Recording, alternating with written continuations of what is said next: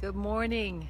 It is early in the morning, and I just finished a Pilates class with Evan Rachel, who just really, she's an amazing teacher, really gets down in there, get those muscles working, and early in the morning, it's just a fantastic way to start the day. So I wanted to talk to you today about writing. I did a lot of writing about how to start a weight loss journey that includes writing. And for a lot of people, it's like the connection between writing and weight loss, like it's not really clear how there is a connection. But there are many studies done where it is proven that writing actually is an amazing way to accomplish things. People who write goals down achieve them more often than those that don't. And one of the things that's really crucial to learning how to lose weight and eat a healthy and choose healthy things is awareness.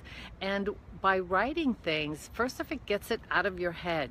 So sometimes we can just think and think and think, and we can, think we're figuring something out. But when you write it and put it on paper, take it out of your brain, what actually happens is your brain has a different way of focusing, because now we can look objectively at what the contents of your mind is. And that's really important, because what we want to do is stop living at the behest of, it's kind of like as the wind blows and we blow with the wind. What we want to do is choose the way we live. We want to choose the way we eat, because without that, what happens if you just go along with what everyone else is doing and try and be quote unquote normal, you're going to be overeating, eating incredible amounts of beautiful looking food that does not do any good for your body.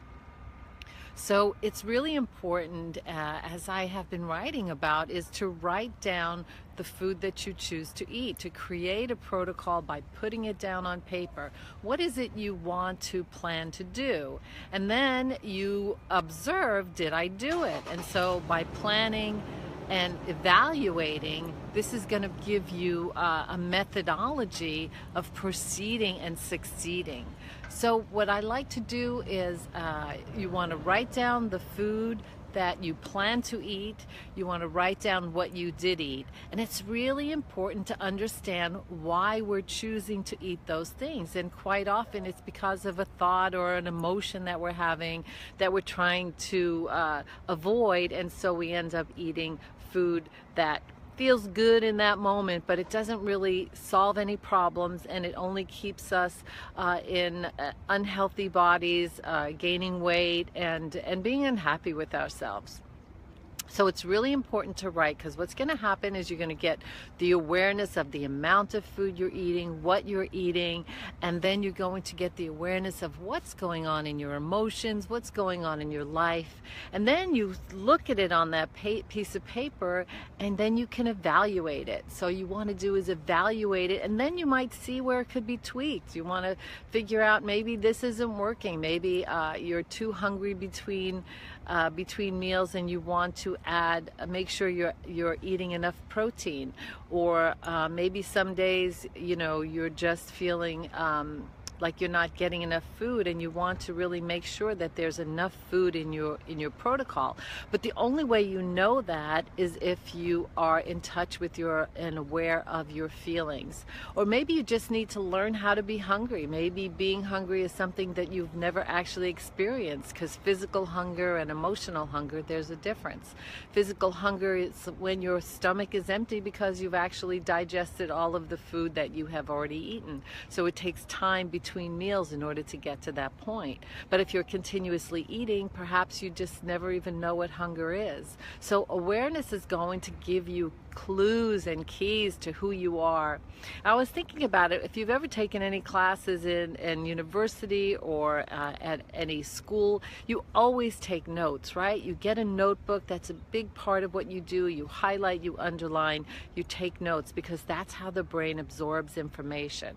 So I really want you to take it to heart. I want you to get your journal, get a food journal, write down what it is you plan to eat, write down what you ate, and then write down what was going on in your thoughts and your feelings during the course of the day that maybe you can get some insight into, and then maybe make some changes. Because if it's not working, then you want to tweak it, evaluate it, and see what part of the planning are you weak at. Maybe you don't like prepping food.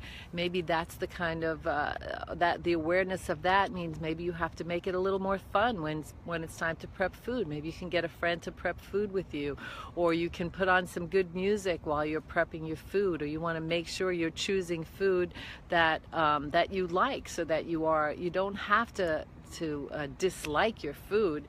Healthy food can be delicious. It is delicious. So, but it takes finding the kind of food that works for your body.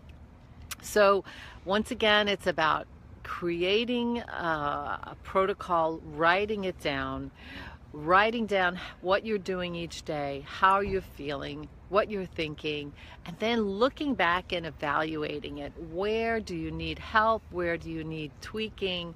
And when I work with my clients, quite often, it changes from week to week as well. Sometimes you feel really at ease with planning, and then maybe there's another time you fall short in another area that needs some support.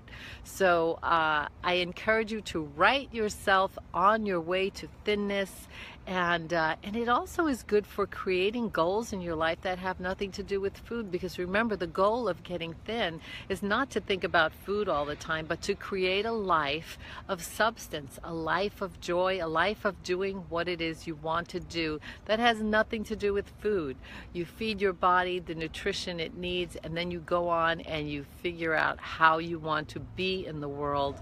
What is it you want to do with your time? Where are you experiencing joy? And that's a big part of writing as well, understanding and studying who we are. So I want you to go forth to the day, think about writing. You could write on any piece of paper, write on a napkin. You can get a notebook. I recommend getting a really beautiful notebook, because a notebook that will draw you. Figure out a time of day when you want to write, or when you can write, the beginning of the day, the end of the day. But if you can't, if you want to grab that notebook and do it while you're having lunch, and you can jot things down as well. The more comfortable you are with just writing at any point in time, remember, it's just for you. The writing is for you to understand yourself, and for you to read it and to see where you can make it easier, make it better, and make it work, because that's the idea. We want to make it work for you. So I love you all. I wish you a day of joy and happy eating. That means eating for nutrition and eating to solve the problem of hunger, not the emotional problems that you may feel occurring in your life or your relationships. All right, my friends, I love you. Bye-bye.